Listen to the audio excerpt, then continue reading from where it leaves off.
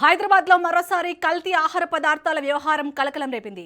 మేడ్చల్, మల్కాజ్గిరి జిల్లాలో Malkajgiri commissionerate special operations team పోలీసులు నిర్వహించిన దాడిలో భారీగా అనుమానిత కల్తీ పన్నీర్ ను స్వాధీనం చేసుకున్నారు.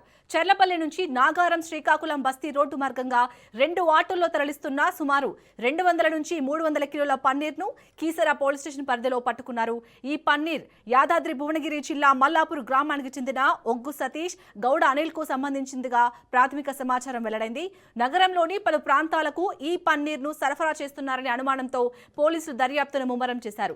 ప్రజల ఆరోగ్యానికి ముప్పుగా మారుతున్న కల్తీ ఆహార పదార్థాలపై ఇలాంటి దాడులు కొనసాగుతాయని అధికారులు స్పష్టం చేశారు.